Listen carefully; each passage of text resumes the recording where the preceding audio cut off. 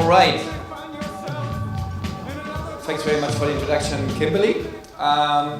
We just heard from this gentleman about Facebook as the social media network and the social media platform. Interesting is that you're not just competing with your competitors in the industry and with your competitors that are trying to reach those users, but in the newsfeed, you're competing with the photos of your best friends and the videos that some of your best friends posted there.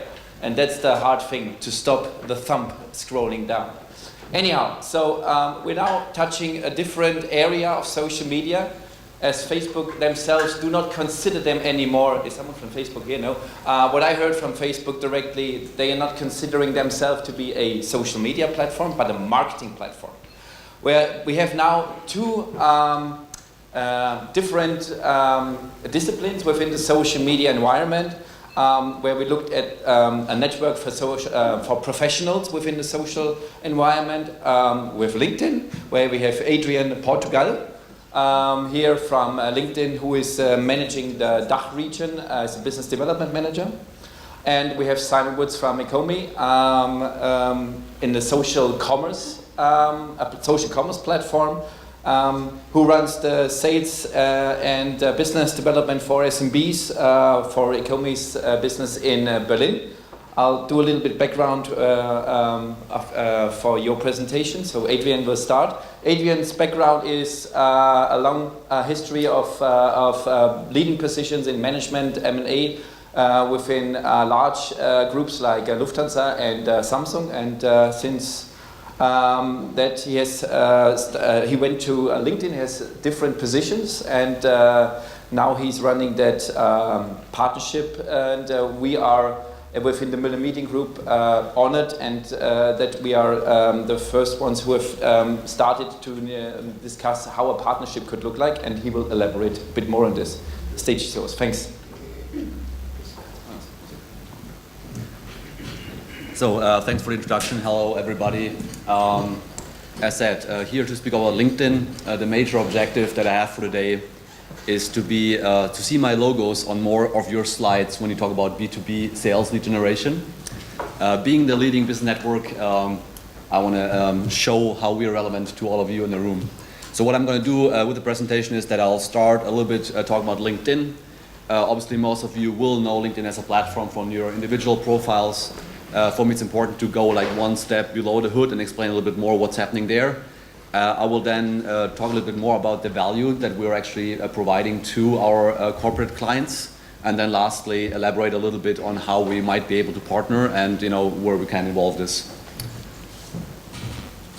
So starting off with our mission to connect the world's professionals to make them more productive and successful. This is something that hopefully most of you in the room experienced in one form or another. And where we're currently at is around 450 million members worldwide, billions of updates, billions of relationships. What is important to say here is obviously those 450 million members are professional individuals on the platform with very deep profiles, and obviously we heard about mindset, so those are professionals engaged with a professional B2B mindset.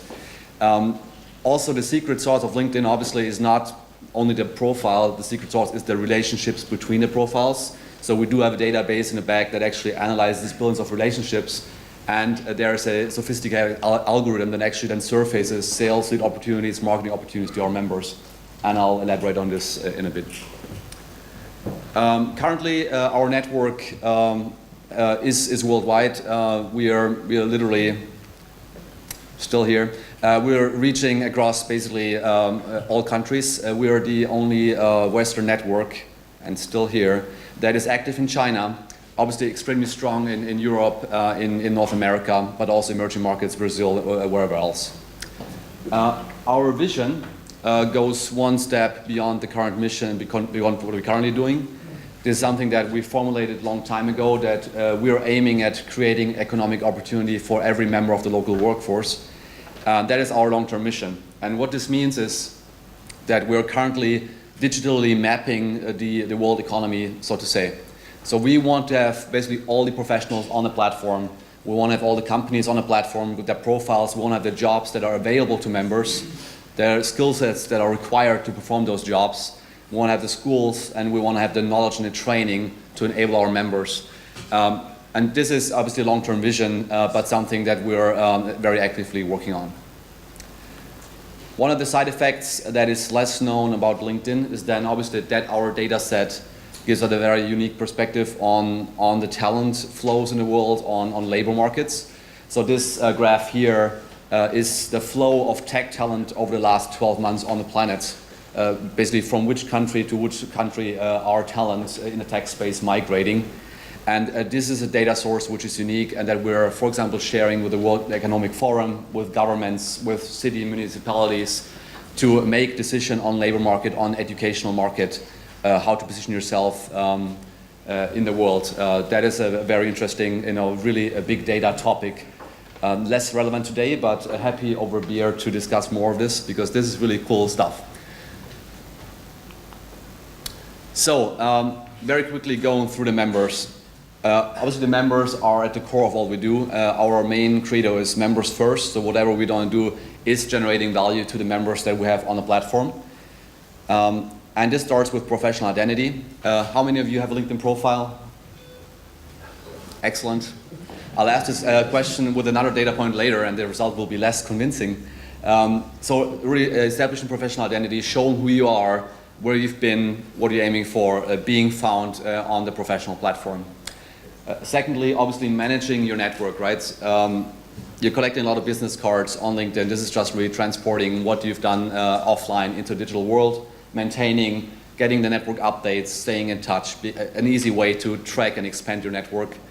Then obviously you can research and contact new people, which is helpful for you personally or also for your company. That obviously with the search algorithm you can reach out to whoever, be that in China or in Germany or around here, and saying, here's a value prop that I have for you, here's why I'm contacting you, and creating new contacts on the platform.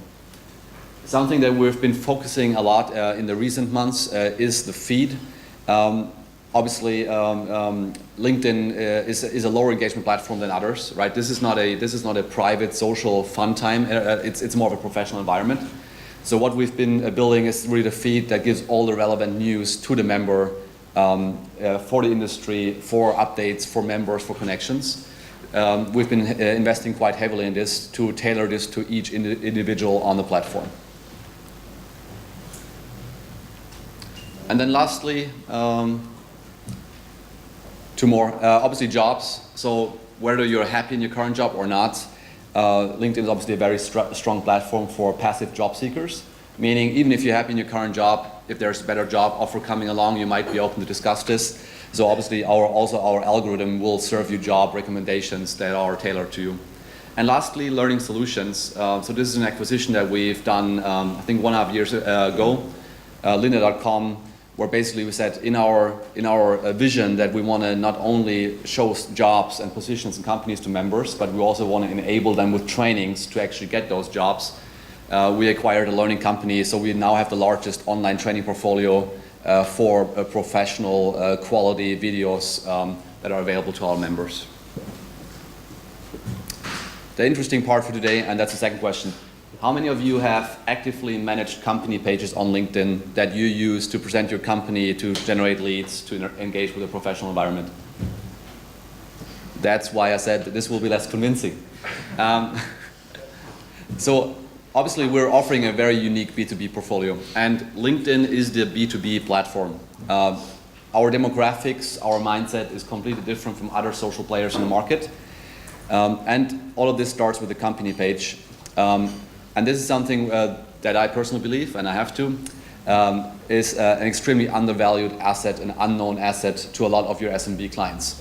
This means that on LinkedIn you can establish a company presence which is for free in 20 languages with 10 showcase pages that actually focus on specific products or segments of your company. This makes your company visible to 450 million professional individuals on the planet for free. And this is something where we're currently still working on how we can address this more as a value to SMBs, and that's also one of the main reasons why I'm here, when I would like to discuss. This is where it starts. This is the free stuff. Being present on LinkedIn not only as an individual but also as a company This is a positive ROI play because it doesn't cost you anything to set up, and whatever lead you generate there will be positive for you, especially in the B2B sector where the ticket sizes are normally larger. Then we're stepping into the paid portfolio that we're offering. Obviously, primarily we're known at this point for our hiring solutions, meaning that you need talent, you need to fill a position, and obviously LinkedIn gives you the tool to search our network with the filters, with the algorithms, and then get a recommendation that you can reach out to, and then you hire talent. Obviously, again, actually very relevant for SMBs, not only for large enterprises, because a large enterprise is more able with a shining brand to convince somebody to come over, while an SMB, for some of the skills like IT, tech, others, will have more trouble with their less prominent brand to do so. So this is our main business line still. The second one that we're building out for a couple of years is our marketing solutions business. So I heard a lot about the full conversion funnel, the B2B sales, that you have more touch points normally in a B2B decision-making process. You have more decision makers that are involved in B2B sales. So this is exactly what we do with our marketing solutions, that we can surface your content and what you have to offer to our members. And again, obviously the profile depth that we have on our members gives us an extremely tailored approach to target the right audience for you. Then sales solutions, something new I think since 1 year, 1.5 years. So this literally is using the same algorithm. And what this does is saying, well, I've been doing successful business with Adrian in China. Find me 500 more guys that are like Adrian. Again, very, very strong for SMBs because obviously in many cases you have a limited sales force. So be it that you look for new leads at home or abroad or in your neighborhood, it doesn't matter. This will give you an extremely powerful tool to reach an audience and see connections that you cannot have in your own network. No matter how good you are as a salesperson, this is larger and then gives you a high quality means to reach out to this person. We've talked a lot about relevance earlier and content that is relevant to a member. So this is not a platform to reach out to Adrian saying, hey, buy my product just because. This is something saying, hey Adrian, from my newsfeed, I read that your company currently entered Slovenia. And by the way, I'm a really strong provider of those services in Slovenia, and I thought it's relevant for you that we might discuss this. So this must be an irrelevant outreach, but it gives you something to find people and have a relevant approach to sell into. And then obviously also our learning portfolio is for companies available. This is still, I think overall in the marketplace, a very new category. Continuous improvement, continuous learning of your employees. A lot of corporate customers have been on this since the early days. That's GE and Apple and Siemens and BMW, name it. All of them already use this learning portfolio for corporate development programs, simply because a live training session resonates for maybe 2 more days, and then a lot of people forget what they've heard in this room. This gives you the ability to very selectively provide your workforce with trainings throughout on their own devices at their own time to improve their skill set. So then the interesting part for today, why am I here? I've been asked in a taxi, you're LinkedIn, why are you here? I'm here, firstly, remember the company pages. Secondly, because as was mentioned, we're now starting to kind of trying out what we can do with directories and local search partners in the market. And on a very high level, the objective of this partnership, or why this makes sense, is that I feel we have a very complementary setup in the market. If you look on the left, like directories obviously traditionally coming from a data 1.0 brick and mortar, print directory, being the first to actually map the market, and then moving to online directories and now moving to other models of monetization. While on the right, obviously LinkedIn comes from a data 2.0 relational database and profile, self-updating profile view. So merging this traditional data set with a new data set is something that I find very interesting, and I'll have an example in a second. The second point, obviously, down there is that, as was mentioned also earlier today, that you're having the dominant SMB sales force in the market. You're having the trust of your customers. You're having relationships with all of the SMBs in the market. This is something that, as a digital company, we do not have, right? We're given an asset that is scalable, that is available to everybody, that is valuable, but we're not going to be the ones that have a one-on-one relationships with everybody in the market. So again, that's a very interesting complementary setup in my perspective of reach on the ground and the asset that we can offer online. So one example, and that is from das Telefonbuch.de, the online directory in Germany. I searched for Adrian, so this is not me, and it's also the wrong location, but what if we now pull from LinkedIn the picture, the title, my work history, my education. What if I then link out to a very rich, deep profile that actually enhances the user experience in this online directory? So that's one example that we're currently pursuing in Germany in a partnership. They were saying, how can we merge data sets to make the experience for users better on the online directory, and obviously also surface LinkedIn as a player in the market. Same obviously true for the B2B space. I'm saying here's Wisco Tech. So again, what if I pull my logo, I pull my hero image, I pull my full description, I pull my product news, company updates that are feeding on LinkedIn, and again I can link out to LinkedIn full company profile. I see who works there, I see their products, I see everything. And again, a very, very good and rich user experience.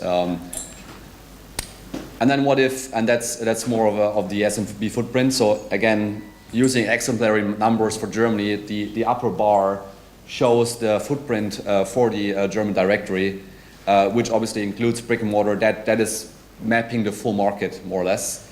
The lower part is LinkedIn. The reason why this is a small, cute little bar is that this is literally online only, right? We cannot, or we do not digitally map online companies that have no online presence. So this is only online present companies, and it's also only unique parent companies. But again, what I mentioned in the beginning, there's a lot of potential to now say, how can we merge that subset in blue, which is online, which is already tech savvy, which is interested in having an online presence that can be optimized, is lacking the skills potentially to do this by themselves. You're the guys that actually offer this cross-media management, offer the skills, and you're the guys that have the reach in the market to potentially also upsell this on LinkedIn or lead traffic to LinkedIn and say, this is a valuable asset that you should use. So this is a very interesting combination of reach in the market and footprint. And I'm perfectly on time, and you will find me on LinkedIn. Please reach out. Happy to have more detailed discussion with all you about the topic. Thank you. Thanks very much, Adrian, for this impressive overview on LinkedIn. We do questions afterwards with the two gentlemen, if you mind. So Simon Woods from Ecomi is our next speaker. He has been with Yell for 12 years, I think. He disrupted his own business, more or less. No, but he started as the first employee of Web.com in the UK, and after 5 years he moved to Berlin. He still lives in the UK and now runs the SMB sales and partnership development of Ecomi, and he will tell us much more about this interesting company. Thanks. Hi, thank you everyone. So we've just covered the first slide already very well, thank you Joachim. So previously I've worked for Yale, Web.com, Ecomi. My career has always been based in local online media. And back in June I was seduced by an offer to have possibly the longest commute of anyone in this room, where I commute from Cambridgeshire in the UK to Berlin in Germany every week to go and work with a multinational team of salespeople at Ecomi. Ecomi's a company that many people in this room have probably come across our products and used our products, but they've been used unconsciously. Ecomi was established in 2008. It's headquartered in Berlin. We have satellite offices in LA, Madrid, London, and we have over 250 staff, and we serve 22 languages. Overall, we have 14,000 customers, and that ranges from very, very big enterprises such as Allianz, Sixt, AXA, Renault, Lush, to many, many, many thousands of SMBs. We've collected approaching 50 million reviews from genuine customers. So Ecomi is a reviews and ratings social commerce platform that only collects reviews from genuine customers of merchants. Although Ecomi was profitable or reached break-even in 2011, last year there was a strategic investment in Ecomi by Goldman Sachs to assist with further R&D, product development and expansion into additional markets. One of the primary reasons that people are engaging with Ecomi is because we're a Google partner for review syndication. Essentially, we can syndicate reviews across Google, Bing, Yahoo, and activate stars in AdWords, product listing ads, organic search, and more recently, the knowledge panel, which helps boost conversion for online campaigns, makes PPC campaigns perform better. So we define ourselves as a social commerce company. And I think it would be good to start with a bit of a definition of how we see social commerce. Essentially, we're using online media and actual customers of businesses and getting them to become promoters of the company and using their feedback to help make products better, help increase traffic, help increase trust, and help increase conversion. So the primary lever of social commerce is ratings and reviews, where you take advantage of the user-generated content to boost traffic, trust, conversion, and evolve your product offerings. So for us, that manifests itself in services such as merchant ratings and reviews, individual product ratings and reviews. We touch onto the reputation management space as well. And more recently, because of our expertise in feedback, we've been moving into employee feedback, voice of employee, helping do basically real-time surveys for companies with a large portfolio of employees. Our markets, when we first started, we were very much overweight with e-commerce businesses that transacted online. They got by far the best benefit from ratings and reviews. But that's now evolved, and by far our largest customer count is SMBs, particularly SMBs who are doing pay-per-click advertising. But then we have a substantial enterprise business covering insurance businesses, multi-location and franchise businesses. For example, we've just brought on board 8,000 Allianz insurance brokers, capturing reviews and trust for them because trust is important in financial products. And we just launched in the last couple of months since I joined Ecomi, reseller and alliance relationships as well. So that's a bit of background about Ecomi. I wanted to share with you some of the things that we're seeing in the market, some of the trends that we're seeing and why that makes social commerce important. And I'm going to start by talking to some of the research that we've done, particularly targeted at enterprise customers. Although this is an SMB audience, we tend to see stuff that's successful for the big businesses does tend to trickle down to SMBs over time. Oops. Too fast, sorry. So we recently asked Forrester Research to look into the customer feedback, customer experience market. And the conclusion of their report basically is that customer feedback for large enterprises in particular is do or die. The full report, by the way, if anybody wants, I can email and share after this session. But there's 3 key takeaways. The first one is that customer experience separates winners and losers. Customers are more demanding than ever today. It's harder to win, serve, and retain customers. They want to know that they want a personal relationship, they want a fast relationship, they want products that fit them. And essentially, listening to customer feedback is vital in shaping products, and also having peer recommendations is really essential to help onboard new customers. The second conclusion that we found was that many organizations have false confidence with their feedback approach. Everybody thinks that they get feedback from customers, but are they actually able to do stuff that's actionable with it? So we found that many companies were having concerns and problems with biased data, false reviews, problems with usable insight. So by its very nature, reviews are unstructured data. So being able to structure that data, tag it, categorize it, and take action accordingly when you've got thousands of reviews was a big concern. So therefore, having a proper analytics suite so that you can take advantage of customer feedback was very, very important. And finally, we found that businesses were looking to enhance customer feedback capabilities. We all get emails from companies after we've bought something saying, please leave us a review. But that can end up being quite spammy, and the response rates can be pretty low. As more and more people are asking for feedback, you're kind of overwhelmed by this. So we saw that organizations were looking for automation, mobile capabilities, tablet capabilities, use of SMS, etc. So that was the larger market. The market as a whole, the other thing that we observe is a change in the way that people assign trust. So just as we were speaking, hearing from the CEO panel earlier, the transition that we have from offline to online directories to digital media, the same thing goes for trust. Years ago, people used to trust the newspaper, they used to trust politicians, they used to trust the church. Now, essentially, everything is online, everyone has an opinion, customer feedback is all, and essentially we're seeing a massive growth in online trust. And some interesting research from Edelman points to this, and I think this is very telling about how word of mouth is going and how trust is based online.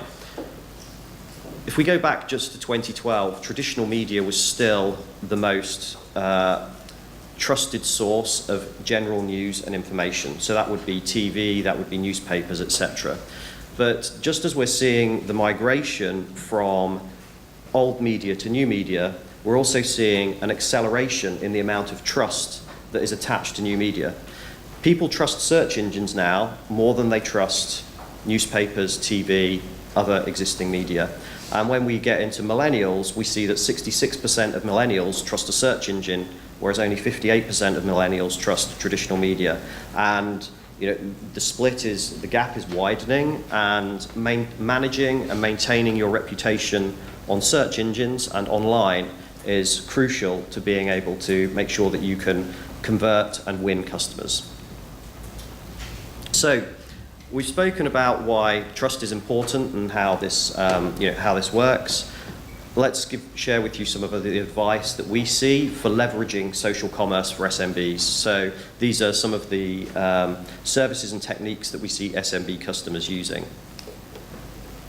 So ratings and reviews do 4 things. They help you get actionable feedback to drive better products and services. They help you get more traffic to enjoy SEO benefits of people effectively writing content for you through their reviews online. They get increased trust through trust seals and seeing peer feedback, and they get increased conversion because they see stars on the search engines, they see trust seals, there's less cart abandonment, they get more phone calls.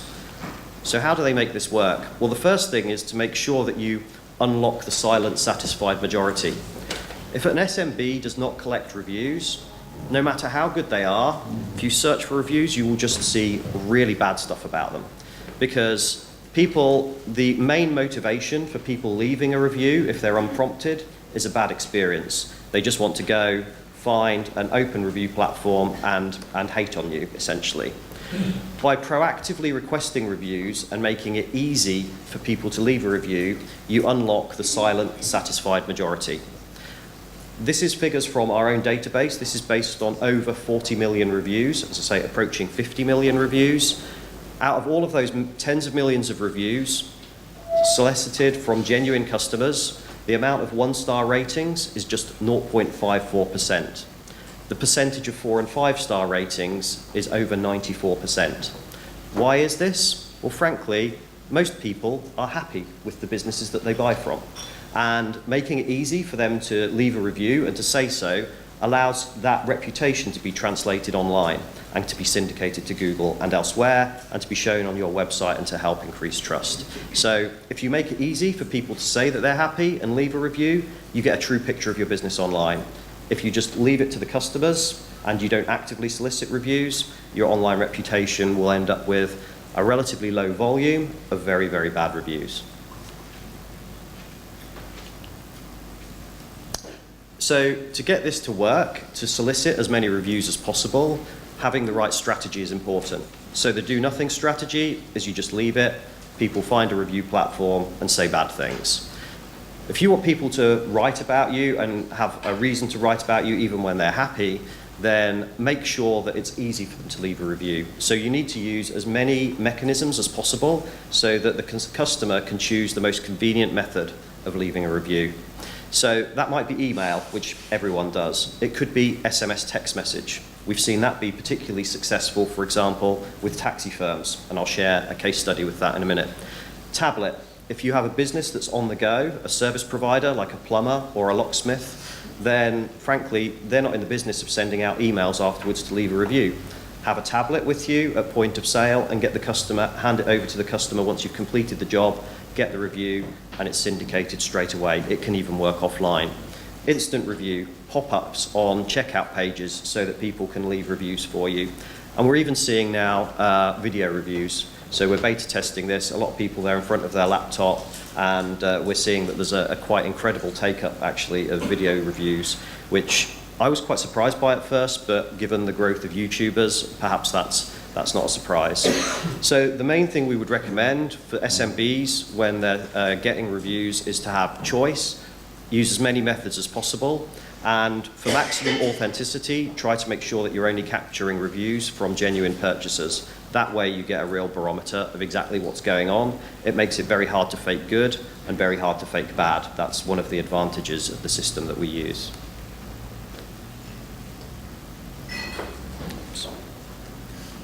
Sorry, I have no idea which way to point this clicker.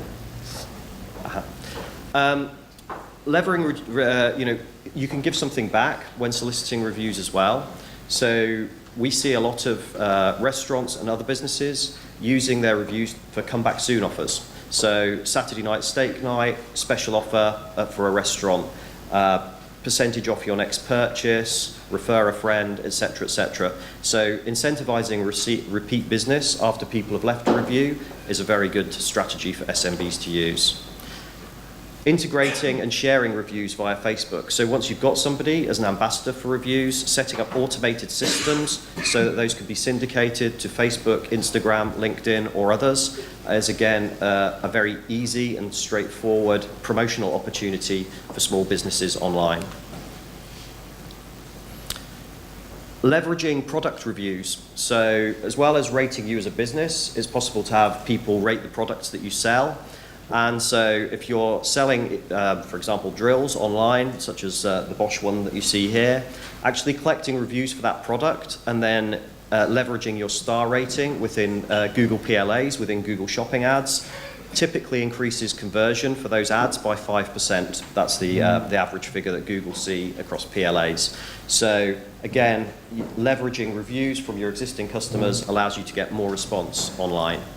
And again, you can leverage the trust seal so that you get more using showing your star rating online, helps more people convert online, and you get less cart abandonment as well.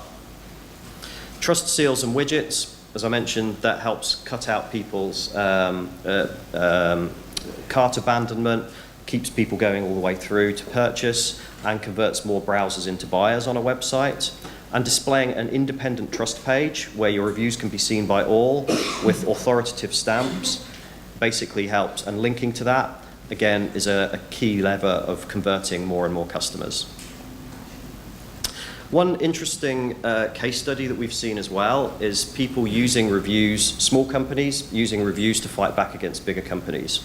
It's interesting that if people don't there are still a fair few big companies that don't collect reviews, and we see smaller players in the market looking bigger online because they've had more reviews. So sometimes you'll see somebody with 10,000 reviews who's like the number 9 or number 10 player in the market, yet the number 1 player in the market has only got 30 reviews because they've not been requesting them proactively. So when people are doing comparison shopping on Google, they end up clicking through to the person, people go with the crowd. We saw a minicab company in London leverage this. So Cheetah minicabs sent out SMS reviews to customers.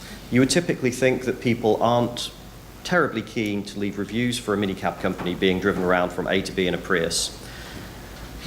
These guys have a current rating which is now up to 4.7 stars out of 5. They show 4.6 on their website. That's a screen grab from the homepage of their website.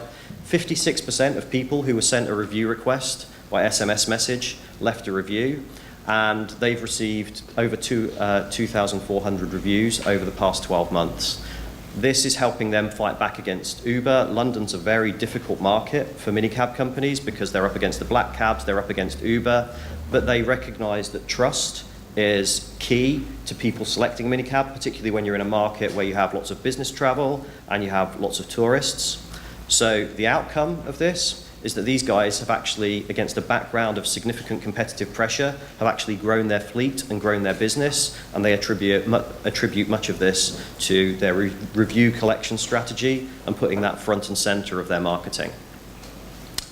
And finally, one of the main things that people can do with reviews, if you're using an approved reviews aggregator such as ourselves, we can syndicate reviews to Bing, to Google and to Yahoo and activate the 5 gold stars. The average increase in click-through rate on Google AdWords campaigns when you're using these stars is 17%. That's not my statistic, that's Google's own statistic. Obviously it's averaged across all industries. But I know that many people in this room, Google Premier SMB resellers, they're Bing resellers, pay-per-click customer churn is a key issue, and one of the key reasons that I was keen to move across to Ecomi when I was presented with this opportunity was I see this as being a real key benefit for people selling AdWords to SMBs, and we're now helping more and more SMB businesses leverage this opportunity. What's coming next? Just a little glimpse of the future before I finish. Video reviews I've already mentioned. We're definitely seeing now deeper analytics. So we're turning review data that's unstructured data into structured data and allowing customers to do intent marketing. So we're detecting signals left in reviews about whether people might want to buy other things in future, and then we're pushing that information to the merchant so that they can conduct upsell campaigns. So intent marketing from within the reviews is a key thing that we're pushing now. And influencer score, we're able to pass through to a significant number of our review partners information on the individuals who've left the review and the social weight and social influence that they have, so that you can focus more time and effort on wooing these customers, because you know that if they start sharing a good experience, they're not just going to share it on one platform, on the reviews that you collect on your website, but across multiple social media, and they have lots of followers. So there's all sorts of very clever stuff that can be done through automation and technology. So coming back to do or die, you decide. What happens if SMB businesses choose not to do these things? If you don't get actionable feedback to improve your offering, will you survive or will you die? If you don't accelerate and optimize traffic volumes, will you survive or will you die? If you're not seen as trusted, will you survive or will you die? And if you don't convert more customers from browsers into buyers, if conversion rate optimization is not part of your strategy, will you survive or will you die? So our contention is that reviews and customer feedback, social commerce as a whole, is do or die for SMBs. My name's Simon Woods. Thank you very much.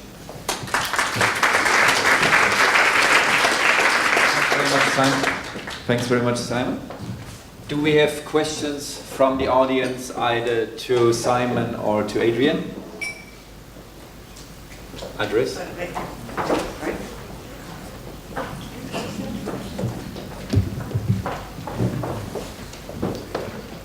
Hi, this is Andres from Amsterdam. I have a question for Adrian.